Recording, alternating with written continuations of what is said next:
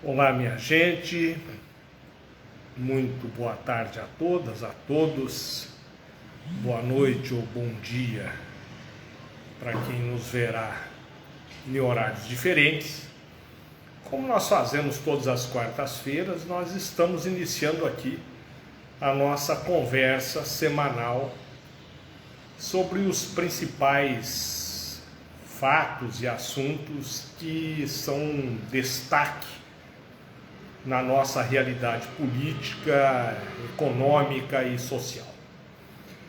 Bom, nós, antes de entrar na pauta do dia, que na verdade será uma pauta muito estreita, porque nós estamos na Semana da Pátria, comemoramos ontem o Dia da Independência do Brasil, então as instituições brasileiras, nesta época, a classe dirigente do Brasil, nesta época, costuma não trabalhar muito, ou trabalhar menos do que trabalha normalmente. Então não teremos muitas novidades, não é? No que se refere ao Congresso e ao Judiciário que retomou os trabalhos hoje. Antes da pauta em si, eu quero agradecer vocês, aqueles que compraram o meu livro, não é? O Primeiro e Outros Contos, aqueles que têm interagido conosco para falar do livro.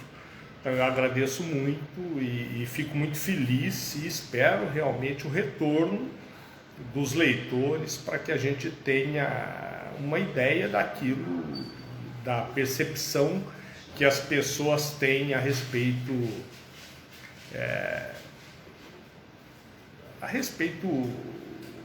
das ideias que estão colocadas ali.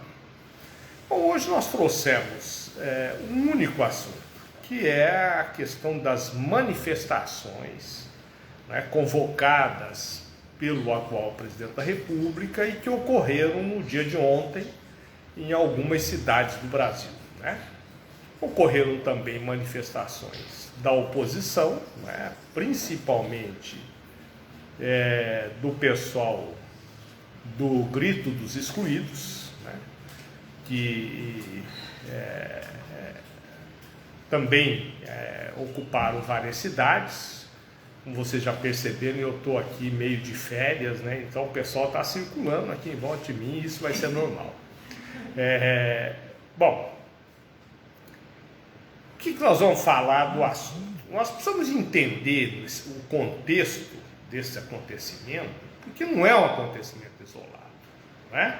E também não é uma coisa dissociada de todo o projeto que está em curso no Brasil desde 2016. Né? O que nós temos hoje é assim: o que aconteceu no dia de ontem? Alguns setores convocados pelo presidente da República foram para as ruas, basicamente para manifestar a sua discordância, a sua inconformidade com o funcionamento do Supremo Tribunal Federal, principalmente, e do Congresso Nacional. Né? Como nós temos um modelo de democracia, né, ou pelo menos o que resta da nossa democracia, que é um modelo que tem uma separação entre os poderes, né, que vem desde a Revolução Francesa.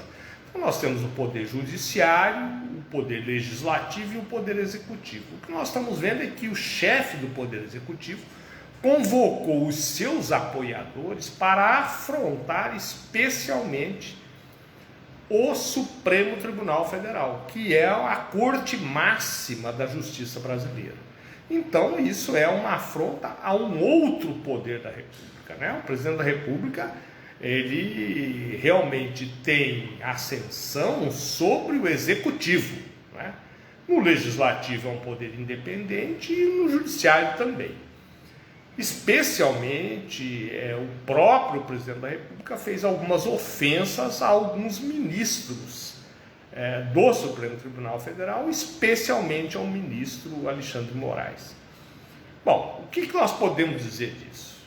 Eu tenho dito aqui, e venho dizendo já há algum tempo, que o Brasil vem em uma sucessão de crises desde 2016, provocadas pela ruptura que houve com a deposição, não é, da presidenta Dilma Rousseff, assumiu um governo de orientação econômica completamente oposta, né, um governo neoliberal, né, entreguista, que é o governo do senhor Temer, e que esse governo vem sendo continuado e aprofundado pelo governo Bolsonaro. Isso é a realidade, né? Vou dar aqui alguns fatos que comprovam essa minha tese.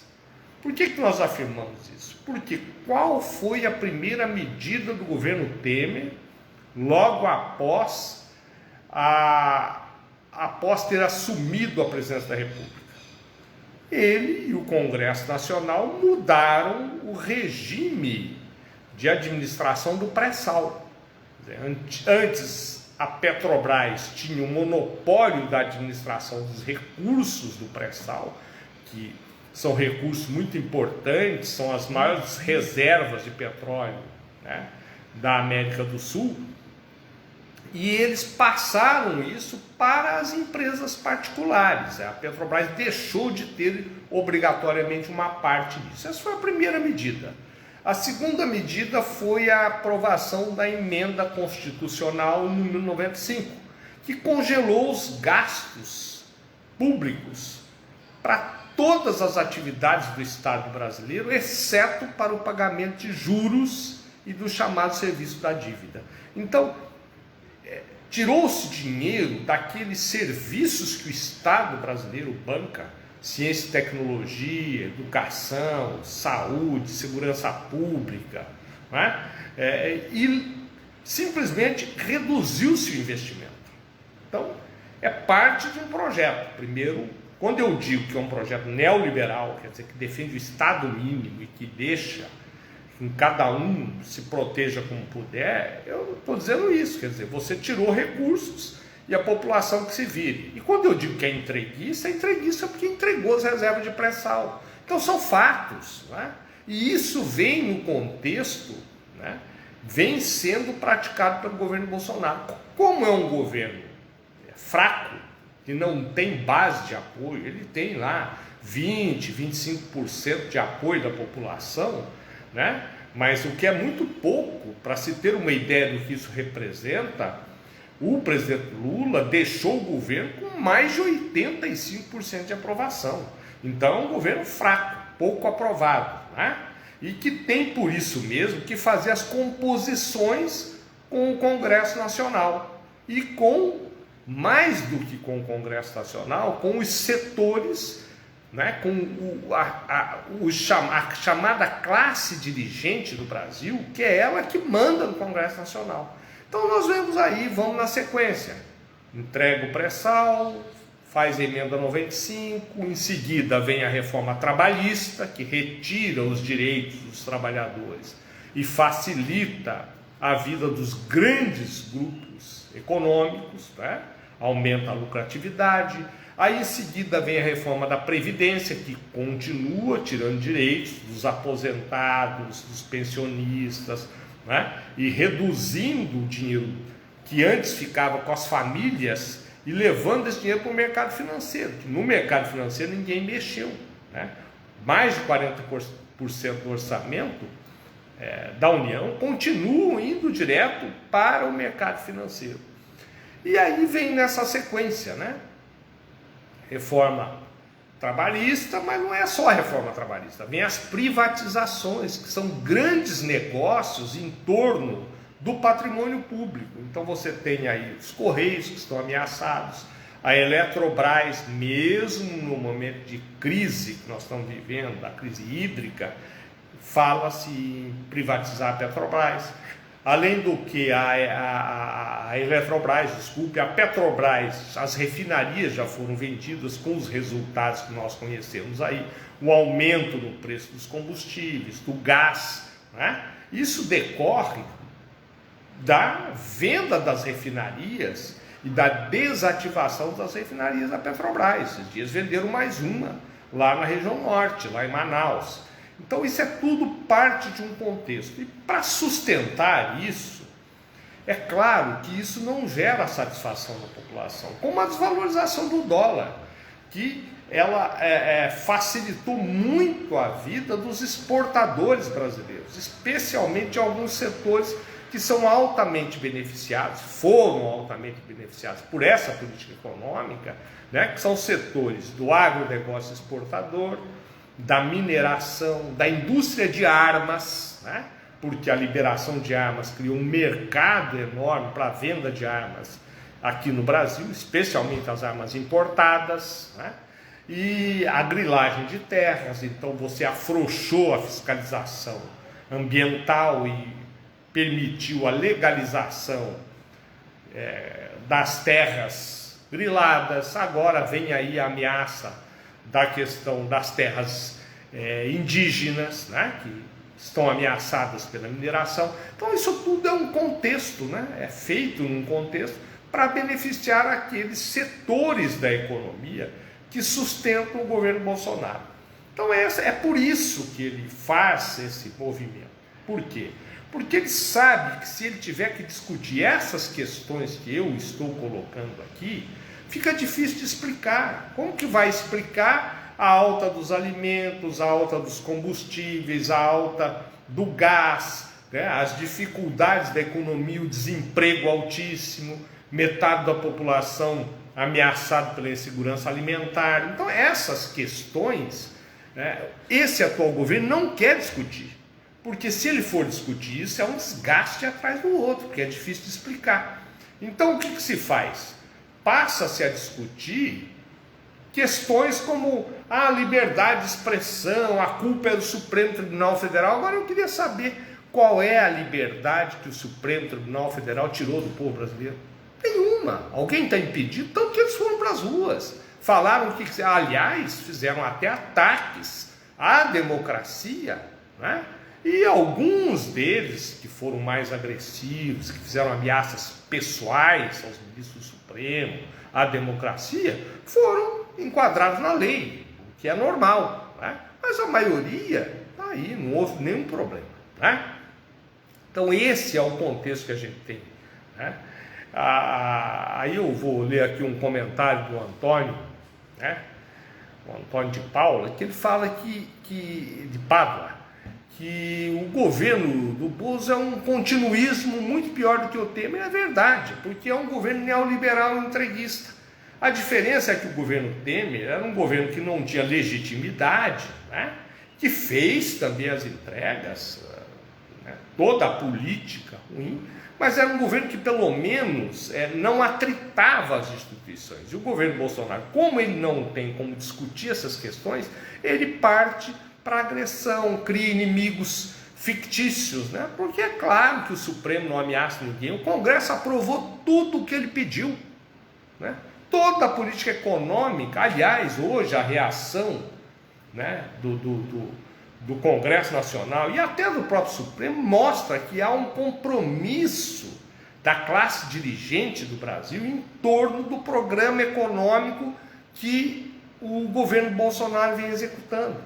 O presidente da Câmara, né, o senhor Lira, a reação dele foi ridícula, de dizer que vai convocar, vai tentar mediar a questão entre o Congresso Nacional e o Judiciário e o governo Bolsonaro. O Brasil não precisa de mediação, o Brasil precisa de política pública, precisa de clareza. Ontem, no dia da independência do país, o que se esperava? Que o chefe do executivo viesse com uma mensagem de otimismo, dizendo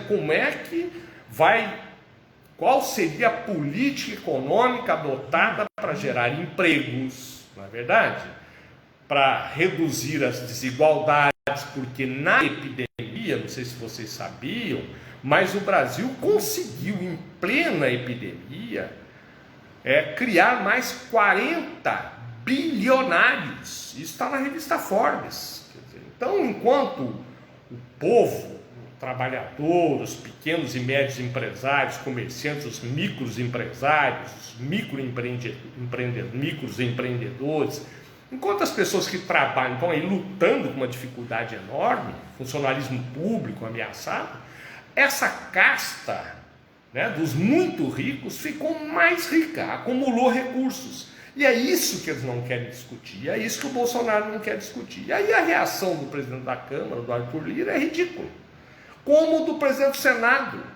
Qual foi a medida que ele adotou? Suspendeu simplesmente as sessões do Senado Federal. Então o Senado Federal vai ficar uma semana parado para que os senadores não possam manifestar ou não tenham que manifestar a sua opinião a respeito dos fatos do último final de semana, né? Então é uma coisa... E o próprio Supremo Tribunal Federal vai ficar naquela conversa de fazer lá mais uma manifestação, dizendo que não aceita as agressões e tal. Vem sendo agredido há anos, né?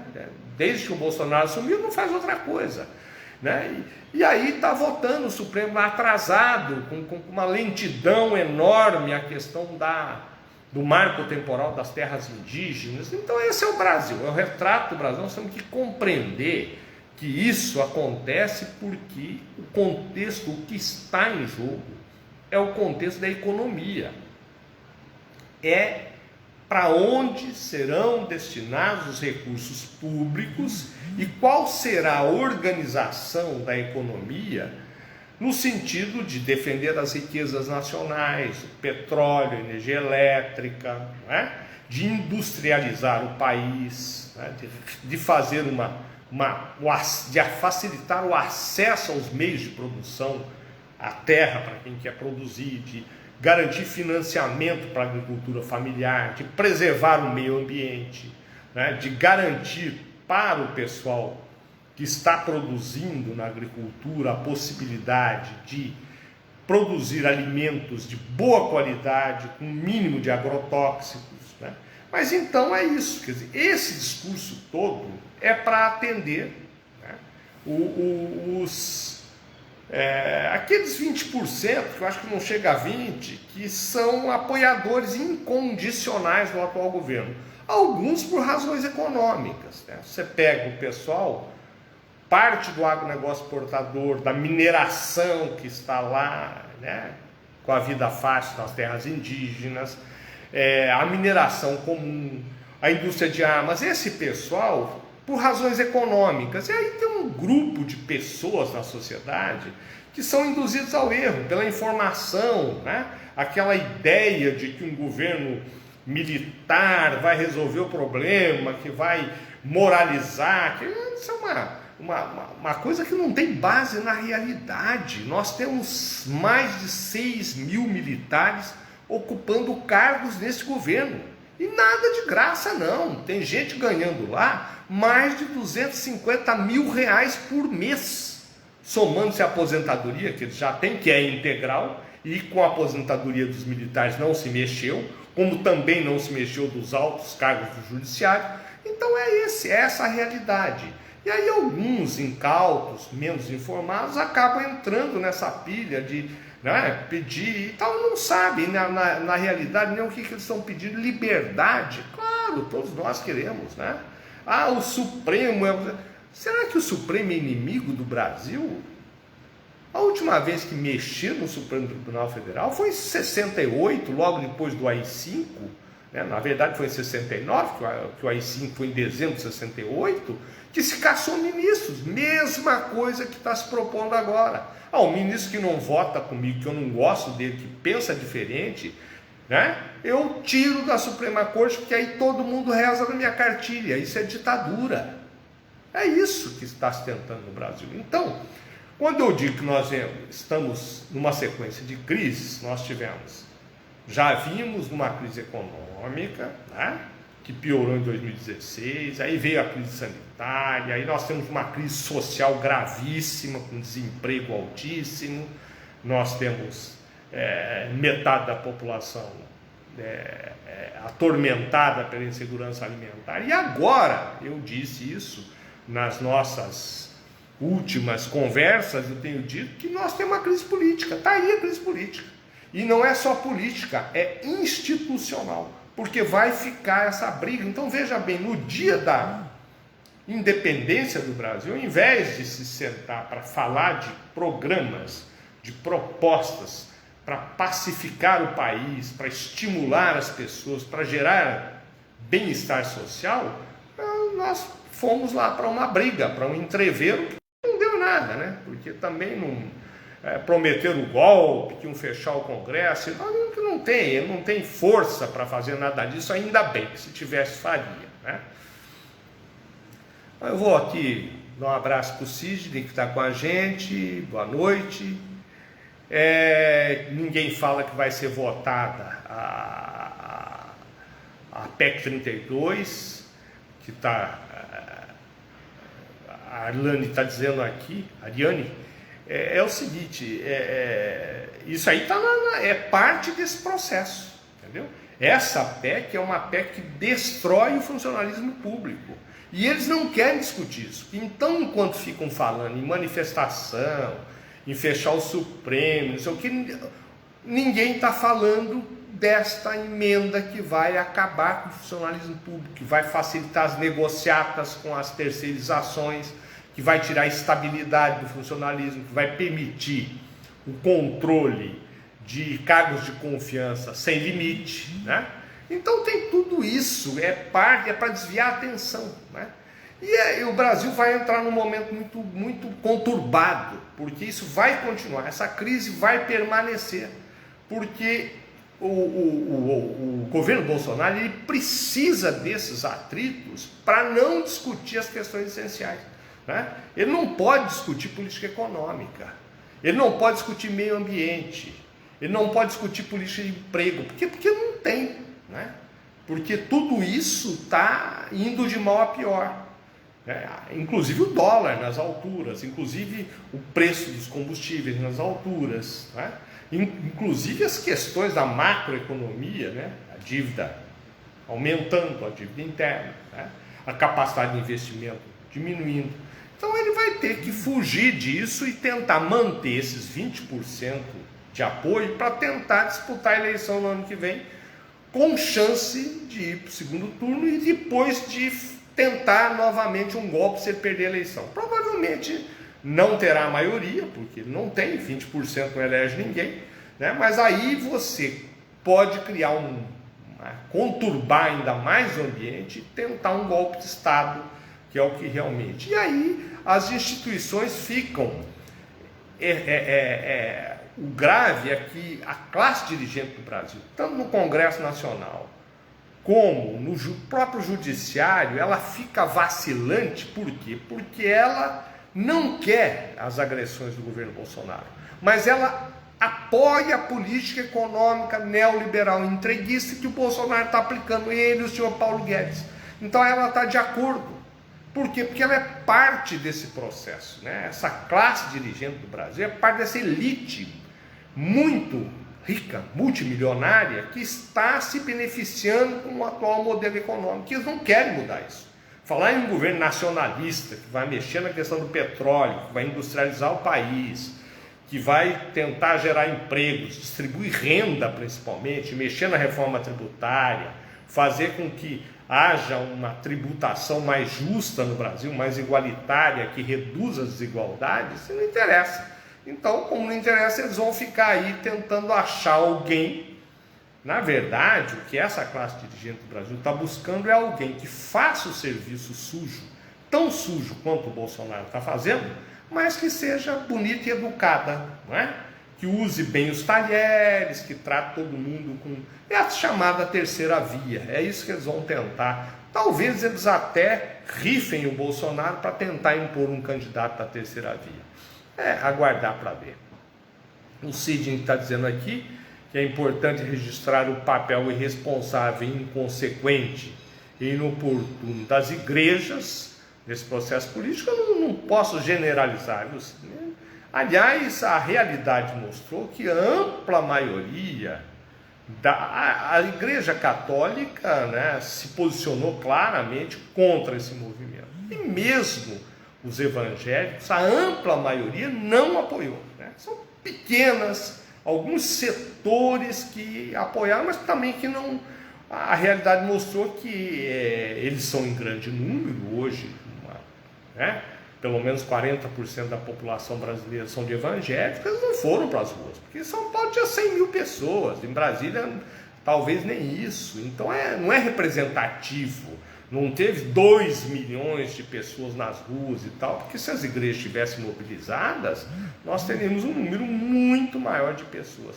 Da mesma forma, as polícias militares que se diziam que iam apoiar o Bolsonaro, a realidade mostrou que não. Os oficiais da ativa não participaram, né? Tiveram um comportamento profissional, trataram as manifestações com isenção. Então, isso fica claro também que essa ameaça de golpe, ela vai permanecer aí mais como uma tentativa de criar inseguranças para manter o poder, né? Eu acho que é por aí que nós vamos ter infelizmente isso é ruim, porque no momento que o Brasil tinha que estar com as energias voltadas para tratar, no meu entendimento, de duas coisas fundamentais, que é gerar empregos e melhorar a distribuição de renda para amparar as famílias que estão em dificuldade, ao invés de a gente estar trabalhando nisso, nós vamos ficar aí com esses atritos, essas brigas aí, né? O Sidney diz aqui que ele se referiu ao processo político iniciado pela eleição. Isso é verdade. Eu acho que toda vez que nós misturamos, viu, Sidney, religião com política é ruim. Nós estamos vendo lá agora no Afeganistão o Talibã, quer dizer, um grupo de religioso que assumiu o poder. Nós temos isso em vários outros países. Não é bom para a democracia e não é bom para a religião, porque a religião é uma coisa de foro íntimo. Cada um tem direito de ter a sua religião e manifestá-la do jeito que bem entender, né? Segundo a sua concepção.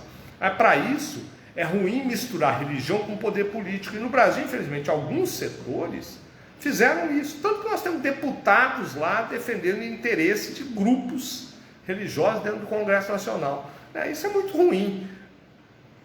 Espera que a população brasileira devagar vá separando isso. O Estado brasileiro, segundo a Constituição, é um Estado laico, né?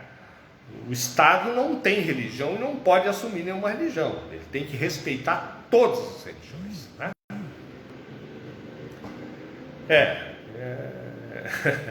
Realmente, quando você mistura religião com política é ruim. Se puser as forças de segurança junto, é pior ainda, né? Porque aí o resultado é desastroso, como diz o Sidney aqui. Bom, pessoal, eu acho que era o que nós tínhamos para hoje. Felizmente, as manifestações não produziram nenhum efeito prático, né? Ficou só no oba-oba.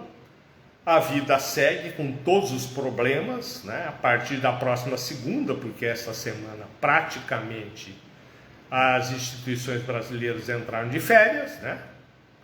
A partir da próxima segunda, o mundo real, aquilo que realmente importa para as pessoas, vai estar batendo a porta aí, que é o preço do supermercado, o preço da carne, o preço dos alimentos, da cesta básica, o preço da gasolina, do óleo diesel, né? O preço do gás, da energia elétrica, que vem aí um viés de alta de novo, né?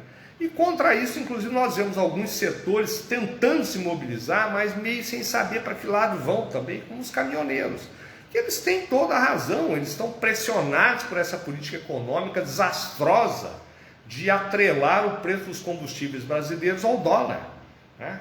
E aí o Bolsonaro conta as histórias, dizendo que isso é por causa do ICMS, dos governadores e tal, e algumas pessoas menos informadas acabam acreditando, né? E aí fica essa insegurança e as pessoas têm razões para protestar, né? Mas não sabem muito bem, não compreendem em profundidade. Então essa é a nossa obrigação aqui, teimosamente, água mole em pedra dura, né? Toda semana está trazendo essa visão que nós temos, né? E nós temos que divulgar isso para os nossos amigos, para os parentes, para os colegas de trabalho, né? Para que as pessoas compreendam realmente o que está acontecendo e saibam que não tem mágica, né? E que não podemos acreditar nas mentiras, né? Temos que aprofundar o conhecimento das coisas para tentar buscar soluções reais, efetivas, né, para os problemas que afligem a sociedade brasileira. O Sidney diz aqui, é verdade, a realidade está nas prateleiras dos mercados, está nos postos de gasolina, está na conta de luz, está no desemprego, está na atividade informal, que está muito difícil a situação, porque os custos sobem e as pessoas não conseguem repassar. Então esse é o mundo real dos brasileiros. Os brasileiros querem saber disso. Essa conversa ideológica, né? Não que ideologia seja ruim, é importante a gente compreender, cada um tem a sua, né? Mas essa coisa de criar inimigos, dizer que a ameaça é o comunismo, que a ameaça é o Supremo, isso é para desviar a atenção. Isso não tem base na realidade, não há ameaça nenhuma contra o governo federal, muito pelo contrário, né?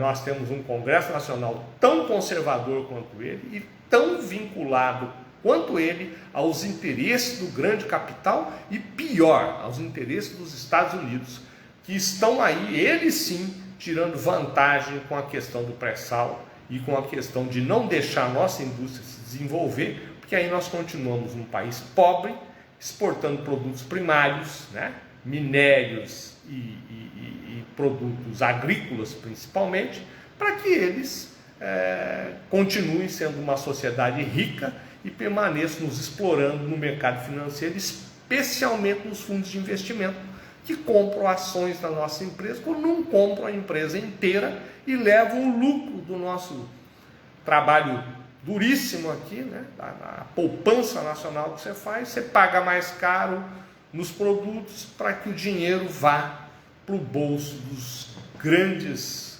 capitalistas internacionais, especialmente na Bolsa de Nova York. Gente, obrigado a todas, a todos.